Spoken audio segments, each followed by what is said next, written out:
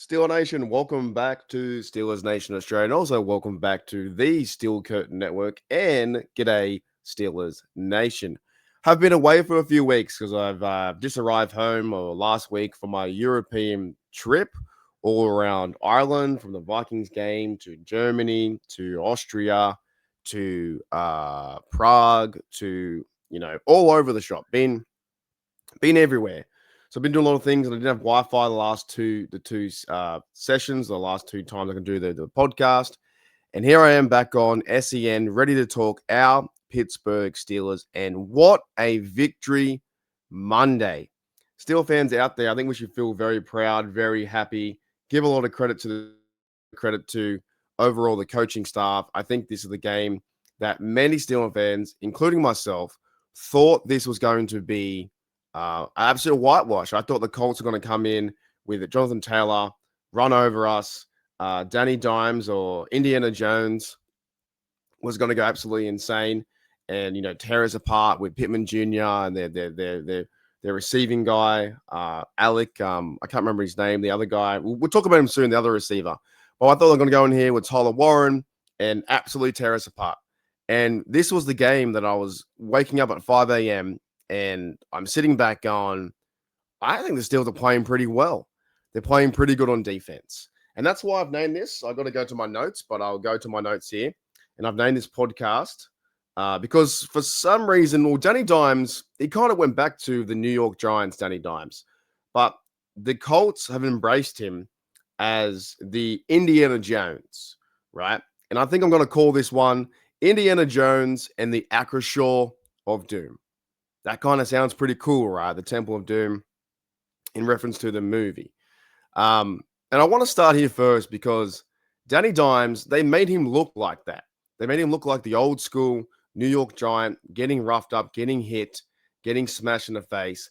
And the Steelers defense from Highsmith, TJ, the guys on the line, Nick Herbig, and even like, Peyton Wilson was having a really good game.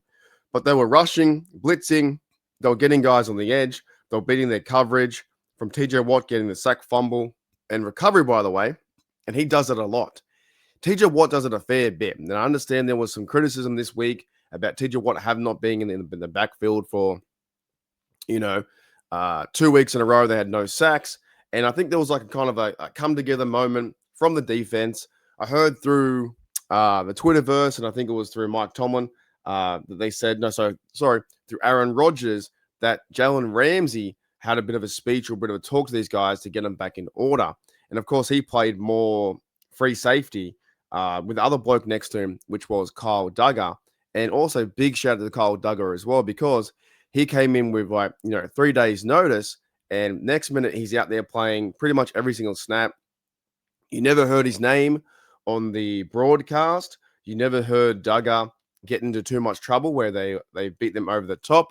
It was more dink and dime kind of stuff, or a lot of out routes where Slay was getting burnt. I was pretty frustrated at that, but that is football. But he was definitely getting burnt. Joey Porter, I think, was getting a bit too handsy with his penalties like he normally does. And he played quite well near the end. I think he had like 4 pass deflections. But Porter, sense where I just think he's got to learn how to stop doing those penalties, right? But going back to Duggar, he comes into this defense that was inspired or playing inspired football, maybe because of the overall, because of the 40th, Super Bowl, or the Super Bowl 40 with the 20 years anniversary, which I can't believe too.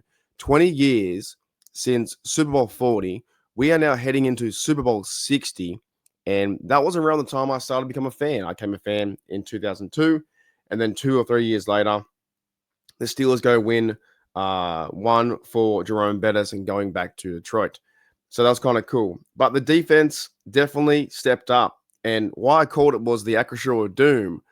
I legit think like their main mission was to just put him out of rhythm, get Danny Dimes moving, get him crushed in the pocket, getting him hit legally and safely enough, but still with enough force where they were getting turnovers, they were getting sacks, and they were just putting a lot of pressure.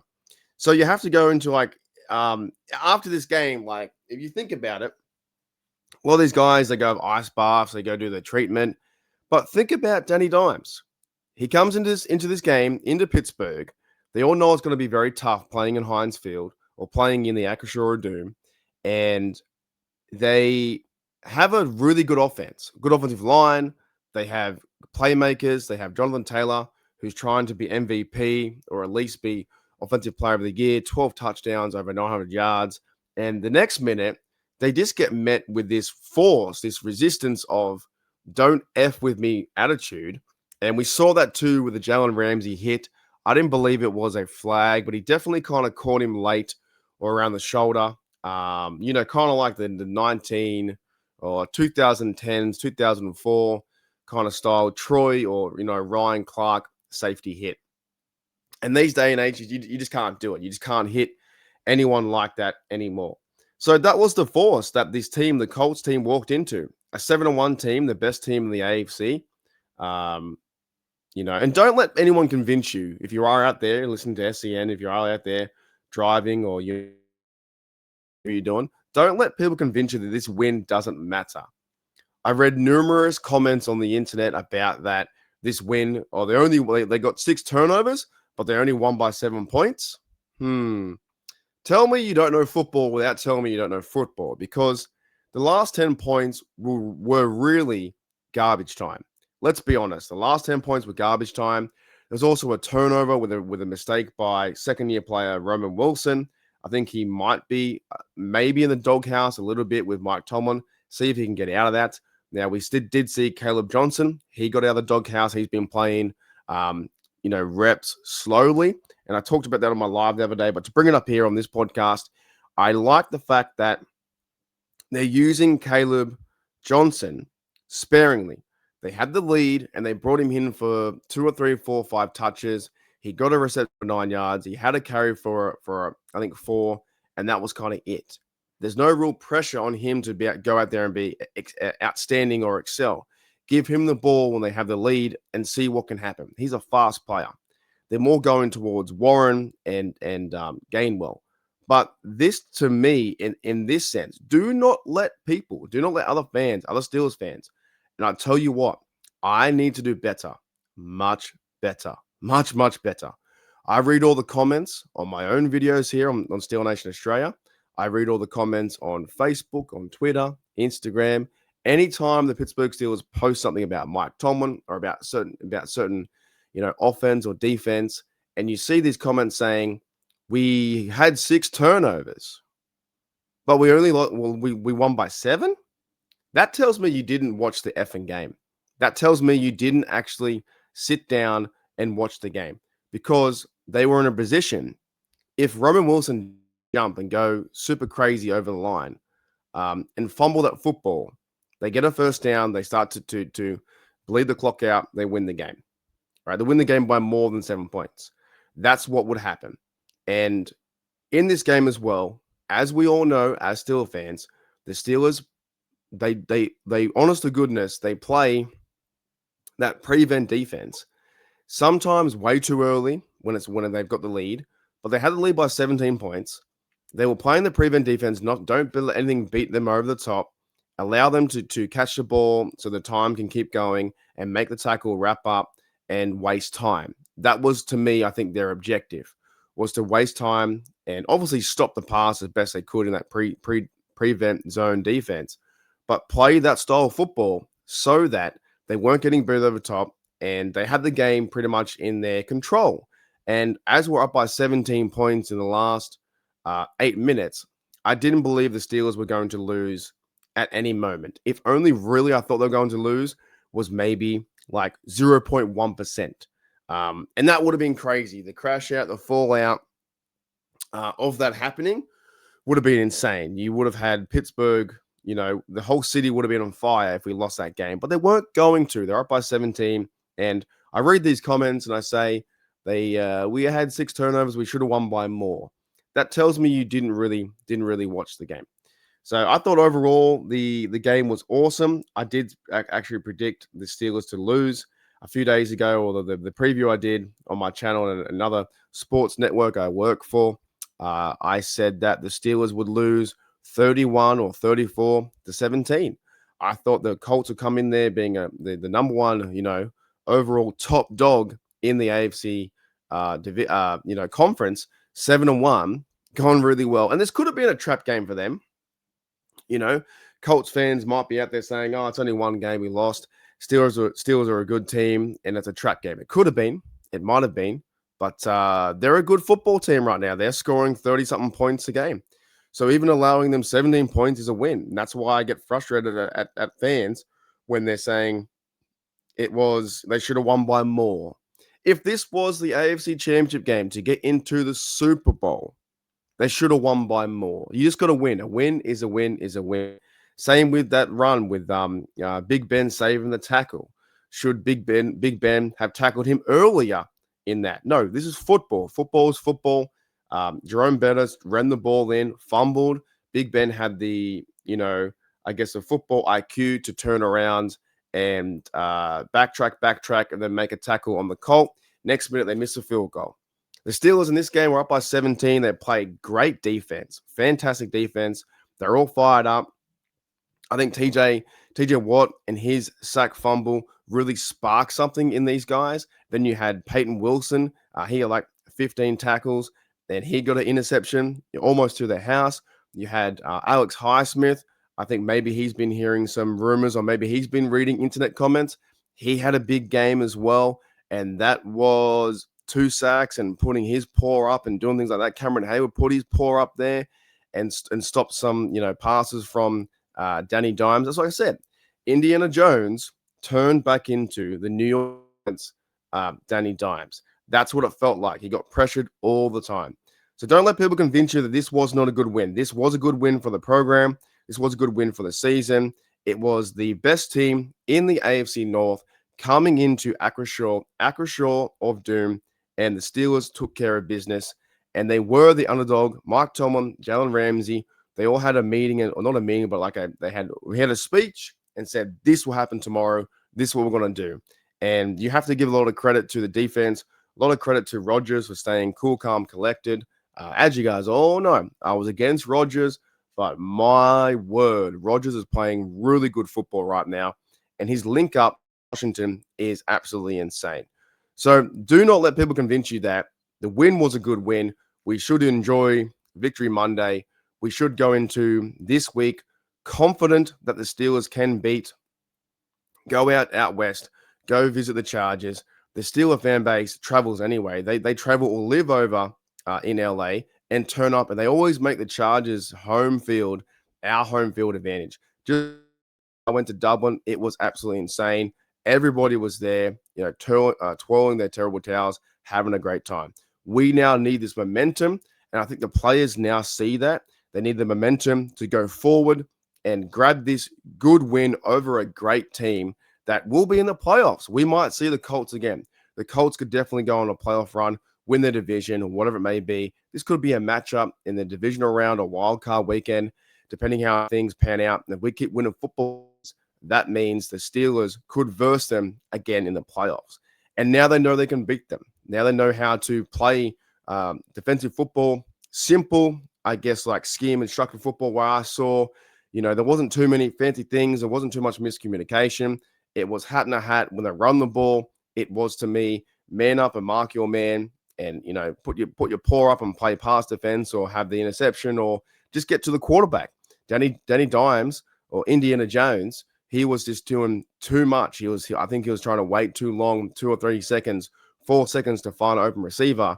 By that time, yeah, the guys on the outside, Highsmith and TJ, crash in and take care of business. So it was a good win. All right, Steel Nation, enjoy that for the moment as we go to break here on the Steel Curtain Network, and also on G'day Steelers Nation and on Steelers Nation Australia. We'll go for a quick break. After this, I want to highlight something. I think that something's in the works that, and you never know where this conversation is going to go. That's what's really fun doing this podcast. My mind is everywhere. My Pittsburgh Steelers mind is everywhere. But after the break, I want to start with Rodgers and Darnell Washington. That's right, Darnell Washington. We'll go to a break, guys, here on SEN, and we'll be right back after this. Alrighty, Steel Nation, welcome back to the Steel Curtain Network, and also G'day Steelers Nation and Steelers Nation Australia. We need to enjoy this win. Before I get into my, not theory, but like some of my comments around Darnell Washington and Rogers, we have to enjoy this win. This was a really big win over a good side, a good football program. That is the Colts, and the Indy Colts kind of like shocked everyone now. Yeah, they maybe haven't beat too many teams. They've beat like Tennessee twice. They've beat Miami Dolphins. They've beat the Cardinals and Raiders. And maybe this was the first time they versed a good solid team or a good defense and the highest paid defense in the NFL. And the highest paid defense in the NFL gave them a lot of trouble, like a lot of trouble. Overall, you had on the highest paid defense, you had Peyton Wilson had 14 tackles. He had 2 pass deflections. Joey Porter had 8 tackles, 1 sack. I forgot about that. I need to rewatch it because I don't know where Joey Porter was when he got that. He might have flew in late to get a sack. I cannot remember that. But I'll go back and watch that. Joey Porter had a sack, 4 pass deflections, and an interception. You had Brendan Eccles had a QB hit, pass deflection. You had Keanu Benton had a tackle for a loss and a sack. Highsmith had 2 sacks, 3 tackles for a loss, and a pass deflection and 1 QB hit. Cameron Hayward had a QB hit, 2 pass deflections. TJ Watt had a sack, forced fumble, a tackle for loss, and he also recovered his own fumble like he does many, many times. And overall, also, you had Peyton Wilson putting his paws up to knock down a pass that rookie Jack Sawyer got his very first interception in the NFL and for the Steelers to take the ball away. So he had 5 sacks, 5 tackles for a loss, and 13 pass deflections. And that's something where they're now contesting the catch, which is really good to see. Even Highsmith backtracked and, located the ball, I think, in zone coverage and put his paw out there and knocked it away. So the defense was absolutely friggin' awesome. And before I get into my Darnell talk, because I think Darnell deserves a lot of credit, Washington, I want to talk about too the amount of spin on that ball that Corliss Waitman punts this ball, and it's very tough for the kick returners to figure that out. That bounced into the player. The Colts player knocked it on. That was part of the 6 fumbles. Next minute, Brendan Eccles runs in the field, catches it, runs in for a touchdown. However, you can't, what's the word? Move the ball forward to get a TD. You can't promote it. It's a dead ball once it hits a Steeler. So that was another big thing too from the special teams. Also, big shout out to Danny Smith chewing his gum. He was really on one of the plays. The Chris Boswell kicked the ball out of bounds, and it didn't matter because of the previous penalty. That moved the ball to the 25-yard line. That confused the TV broadcasters, but it was a right move and a great move. It was simply awesome, and Chris Boswell is Chris Boswell like he always is. 2 for 2, with longest of 46 and all his points, and that's how we win 27-20. All right, now let's talk about this. Rogers and DK Metcalf, of course, didn't have their best game. But I feel like in this game, his favorite target was Rogers and Darnell Washington. Now, let's think about this for a second. Darnell Washington was not used last year that much. I don't think he was really used in the running game, nor was he really used in the passing game. It does feel like this is like his breakout season or his breakout, performances, kind of like week by week. But every time he's in the offense playing that jumbo package, and when there is Isaac Seumalo, and it's a big difference when he goes out. Seumalo goes out, Spencer Anderson comes in. They kind of, avoid that jumbo package and go back to their normal routine. But when they're in that jumbo package, there's a point now where you kind of don't know, is Rogers going to play action pass? Is he going to hand the ball off to Warren? Wrecking Ball Warren had a great game as well. He runs up the middle and he gets knocking over people and having a great time. I think he even scored Wrecking Ball Warren, he even scored 2 TDs, 16 carries, 31 yards, 2 TDs. So he played fantastic football as well. Shout out to Warren. So in that sense, when the jumbo package is out there and you have Darnell Washington, and is he going to be a blocker? Is he going to be a run blocker? Is he going to set the edge with the guy next to him? Or is Rogers going to do a play action pass or a quick pass to fire and laser beam the football, the rocket, to Darnell Washington, who is 6'7", and that guy is absolutely a mismatch against all these corners and linebackers where if he gets his route running, he's getting better. And he's a really big guy. And he made a really big catch too with it going away from his body, put his hands out there for 10 or so yards. So this guy, I think, is forming a pretty good, safe and secure relationship with Aaron Rodgers. Rodgers now knows he can be the go-to guy on a 5-yard pass, 6-yard pass. Because if you give Darnell Washington a 7-yard pass, the guy is that big. And yes, for defenders, he's a really big target. How can you not miss him? Now, I guess the Bengals, the Bengals players out there, by the way, I might end on that today. But the Bengals players out there, they are missing tackles left, right, and center. They might miss him because they cannot tackle anyone. They have really bad defense, allowing 300 points this season, and they are blowing leads, and they are allowing teams to score 48 to them when they score 42, which is so hilarious. But at the same time, Darnell is a big target, and they're feeding him the football. He gets a delivery from Rodgers for 6-7 yards, catches it, gets tackled, falls forward 3 or 4. He's the guy. I think he's the guy right now that Rodgers is starting to really trust. I like that connection. I like that brotherhood that they're building together. I like the fact they can use him as a run blocker. The fact they can use him in the pass game.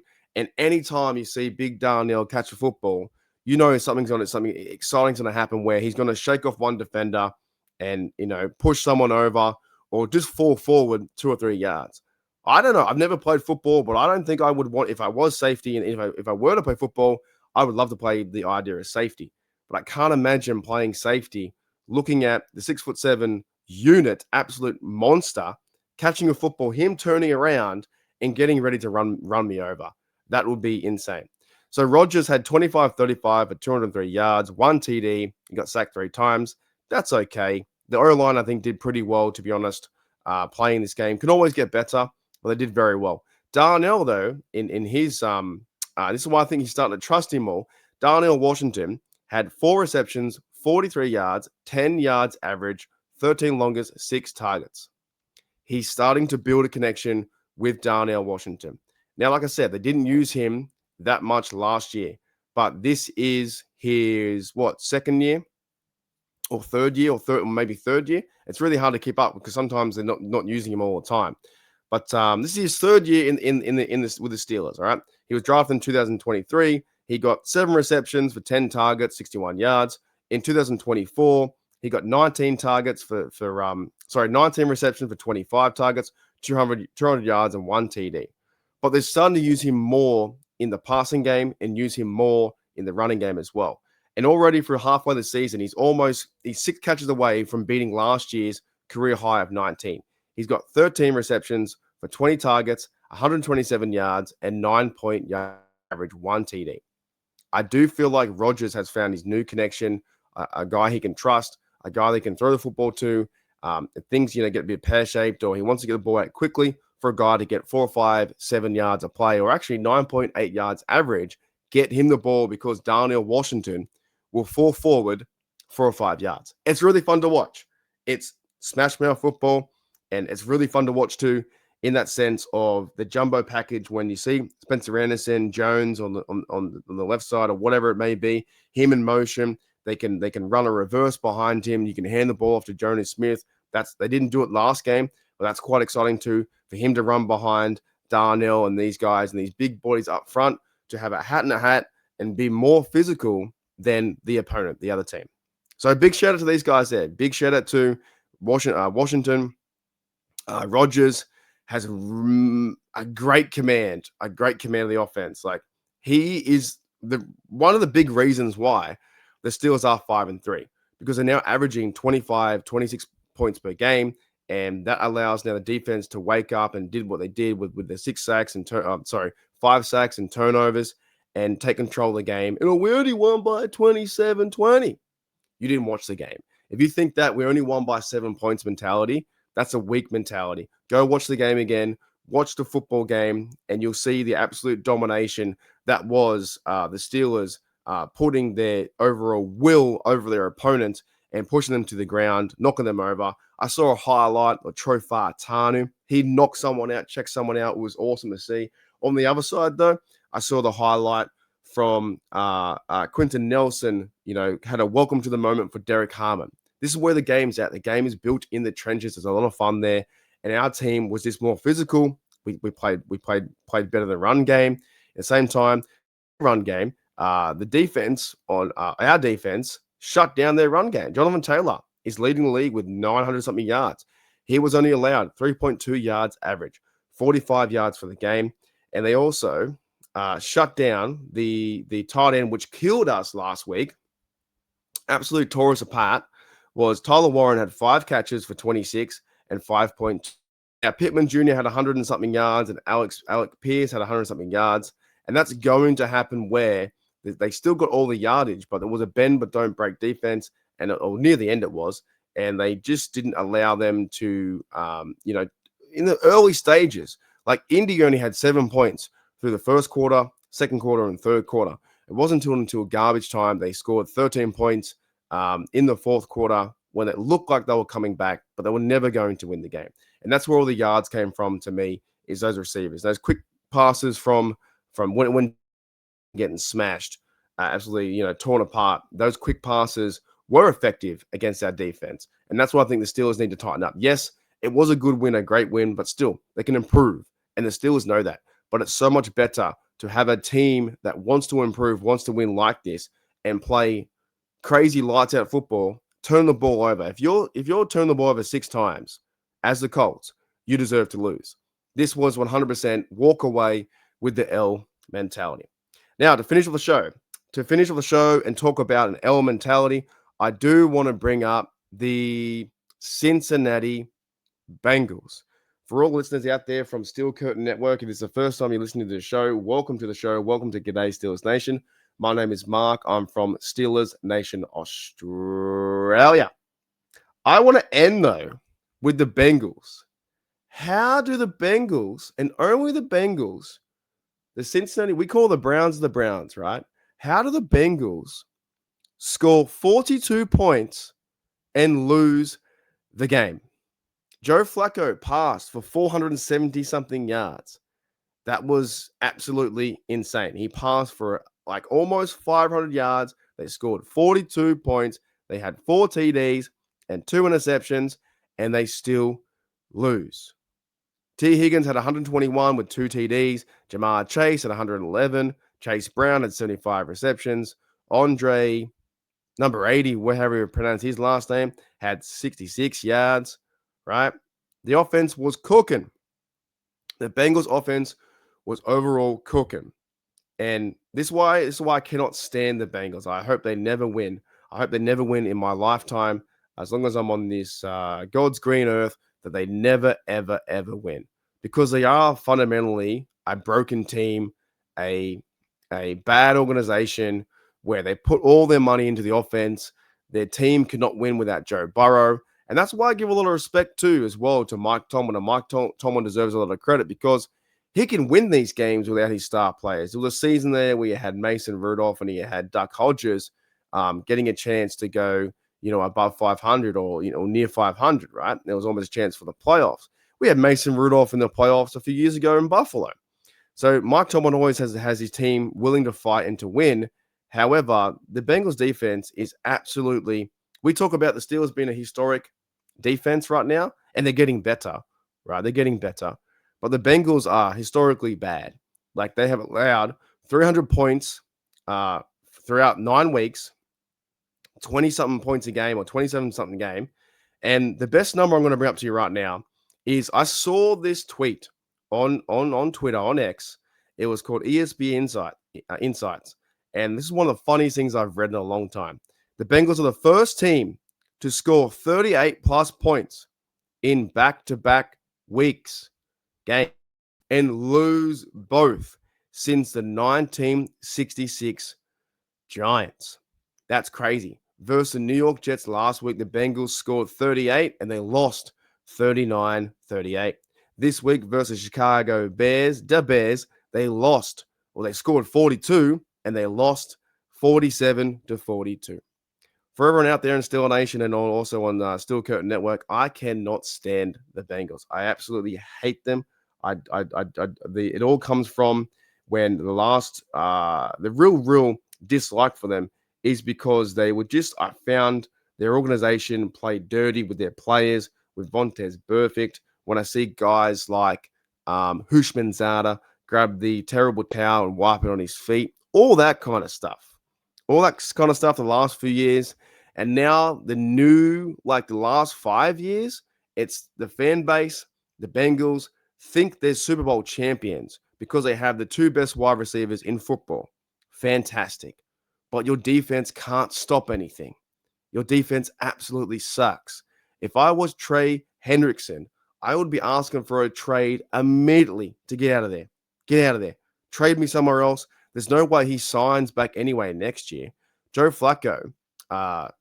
Burrow may come back there in the season, but the Bengals can't stop a nosebleed. They're a terrible, terrible team right now, and it's really funny to me to see them just go through the same motions. Oh, we've got a good offense. We've got the receivers with this.